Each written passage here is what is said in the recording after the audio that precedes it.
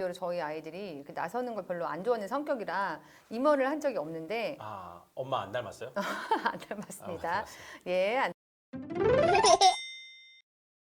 임원, 네, 임원 선거 네. 어떻게 생각하세요? 1학년 때는 사실 임원은 없어요. 근데 2학년, 보통 3학년 때 되면 학급 임원이 나오잖아요. 네. 저는 이제 아들에게도 적극적으로 권장을 하는데 선생님은 어떻게 생각하시는지 임원 꼭 해야 될까요?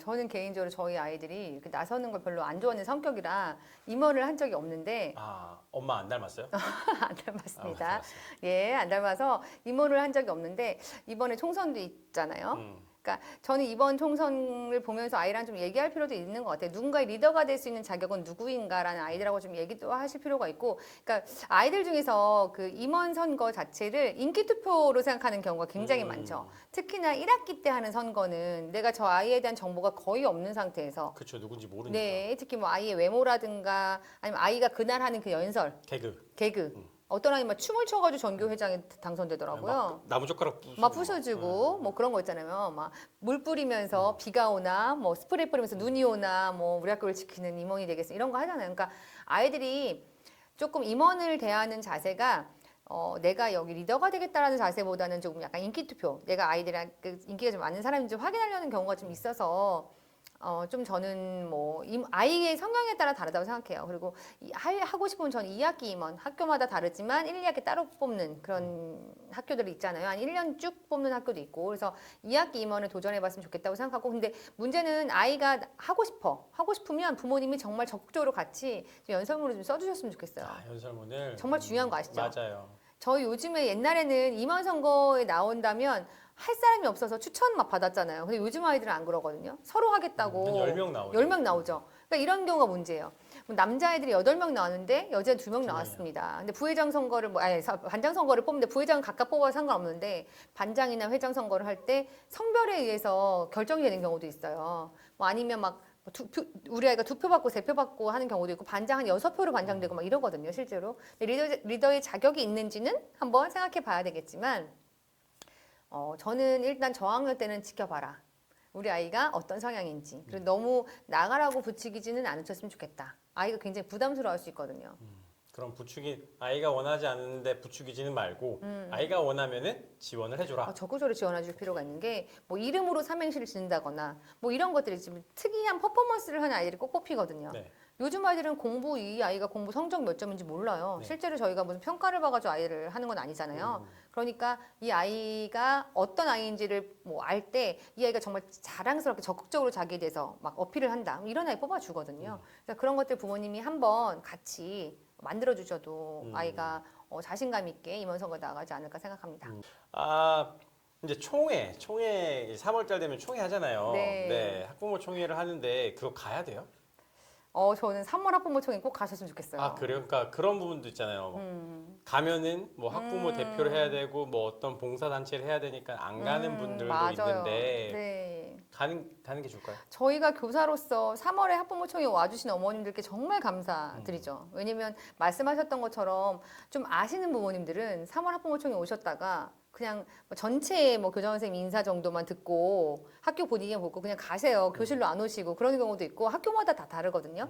교실에서 총회를 하는 경우 아니면 전체 총회를 하고 각 반에 들어가서 담임선생님하고 인사를 하는 경우가 있는데 3월에 가시면 담임선생님이 정말 감사하게 생각하실 거고요. 담임선생님이 어떤 분인지를 처음에 꼭 대면으로 보셨으면 좋겠어요, 저는. 그러니까 저 같은 경우는 사실 뭐 저를 화면으로 보시겠지만 저는 남한테 되게 나쁜 말을 할 수 있는 그런 성격의 사람은 아니거든요. 사실은 마음이 약한 사람인데 뭐 물론 사람마다 저를 느끼는 게 다르겠지만 저희 어떤 어머니가 전화하셔가지고 선생님이 저희한테 삿대질 하셨다면서요. 뭐 선생님이 뭐 삿대질 하셨다면서 선생님이 저희한테 뭐 어떻게 하셨다면서 하시는데 제가 그 어머니께 그랬어요. 어머니 저를 한번 만나주셔라. 저는 평생 그 누구한테도 삿대질 해본 적이 없다. 그냥 때리지. 저는 그런 성격의 사람이 아니다. 그래서 그 어머님과 말씀을 나누면서 이렇게 잘 해결이 된 적이 있었어요. 그러니까 우리가 아이들이 아까 말했듯이 자기의 감정을 기승전결 없이 이야기하는 경우가 있어요. 자기가 혼나야만 하는 상황들이 있거든요. 네. 예를 들어서 물감을 사용을 하고 나서 정말 막 그걸 잘 닦아야 되는데 막 화장실 난리치고 거품 막 해놓고 휴지 막 버리고 막 화장실에 그 세면대 그런 경우는 어떻게 해야 돼요? 담임 선생님이 무조건 그렇게 하지 마. 뭐 마음 읽어주기만 할 수는 없거든요. 그렇게 하면 안 돼요. 이렇게 단호하게 얘기도 해야 되거든요. 그러면 집에 가서 이제 엄마 나 선생님한테 혼났어 이렇게 얘기할 때 학기 초에 총회에서 선생님 만났던 선생님은 내가 봤던 선생님 그런 사람은 아니었던 것 같은데 그렇게까지 막 나쁜 사람은 아니었던 것 같은데 이러면서 아이를 좀 다독일 수 있는 마음의 여유가 생기지 않을까라는 생각이 들었고 학교에서 뭐 가끔 녹색 어머니라든가 봉사활동 이렇게 해주시라고 하잖아요. 맞아요. 그거 1년에 한두 번만 좀 참여해 주시면 아이도 굉장히 자부심이 있어요. 왜냐면 저도 얼마 전에 녹색 어머니 부족하다고 그래서 정말 추운 겨울에 했는데 저희 아들이 이제 학교 가는 길에 너무 좋아하더라고요. 일부러 제가 있는 횡단보도 쪽으로 가더라고요. 그래서 엄마가 내 학교 생활에 관심이 있고 나 이렇게 도와주려는 마음이 있구나라는 걸 아이들도 알고 있을 거예요. 그렇게 해서 그럼 적극적으로 좀 시간이 여력이 되신다면 네. 여력이 되신다면 도와주시는 게 좋겠다. 네. 그럼 1학년 부모들한테 이걸 부탁드려요. 혹시 있을까요? 1학년 특히 1학년 엄마들. 어려운 엄마들한테 일단 아이들에게 학교는 정말 행복한 공간이라는 조금 그런 마음을 주시고요. 이 아이가 스스로 할 수 있다는 마음, 너는 너무 어려워 이게 아니라, 너 진짜 이제 학교 가는 형님이 됐다라는 마음을 조금 이제 심어주시고, 너가 할 수 있는 것과 못하는 것들에 대해서 부모님께 확실하게 이제 얘기를 좀 해주셨으면 좋겠어요.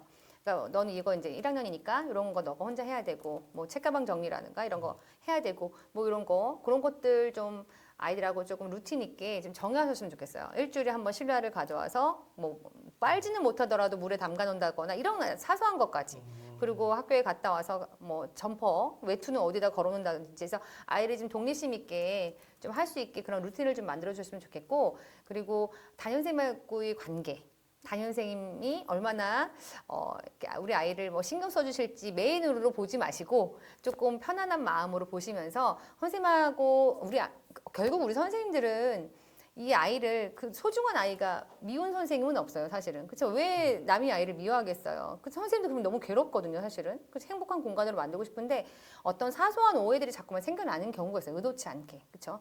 그럴 때는 좀 선생님 믿어주시고 아이와 함께 이렇게 결국 우리가 이 아이를 성장시키기 위한 사람들이거든요.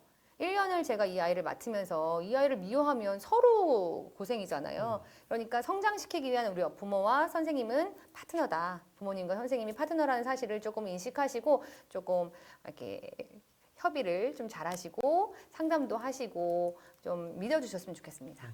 네. 아이들이 스스로 할 수 있게끔 도와주시고 자존감 키워주시고 네. 루틴 같은 거 네. 그다음에 정리정돈도 스스로 할 수 있게 네. 그리고 교육 공동체 네, 그죠? 맞습니다. 학교, 교사, 교사는 학습생, 학부까지 해서 교육 공동체라는 걸 잊지 않으면 좋겠다. 네. 네, 좋습니다. 윤지선 선생님, 초등교사 영업 기밀 그리고 또 무슨 책 쓰셨죠?